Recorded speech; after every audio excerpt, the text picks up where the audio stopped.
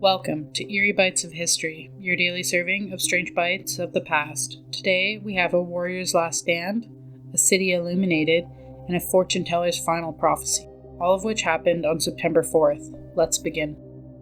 On September 4th, 1886, the legendary Apache leader Geronimo made his final surrender in Skeleton Canyon, Arizona. For years, he had defied the U.S. military, vanishing into the rugged deserts and mountains. Evading capture time and time again, he was a symbol of the resistance and survival.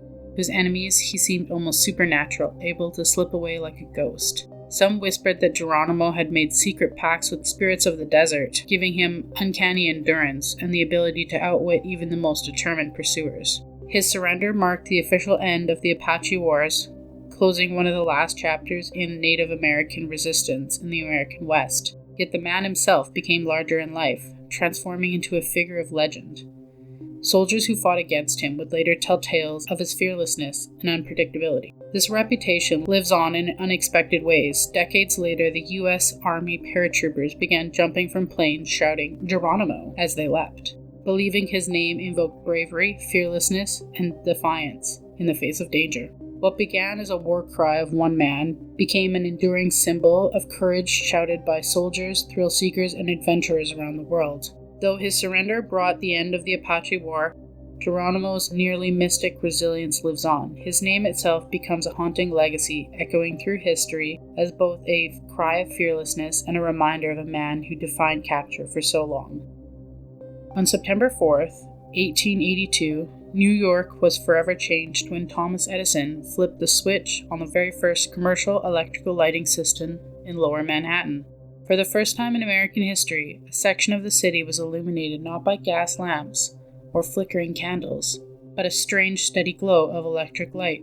The moment was revolutionary. Pearl Street was bathed in a brilliance that no one had ever seen before.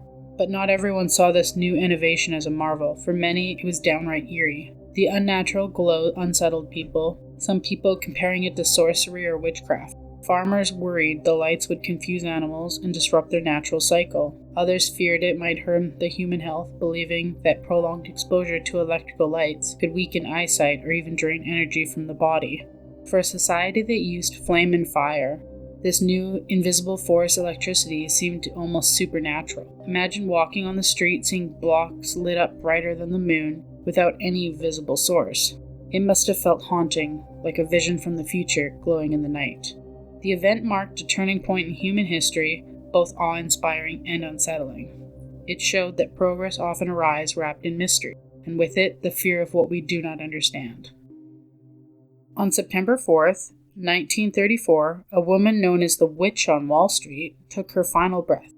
Evangeline Adams was no ordinary astrologer.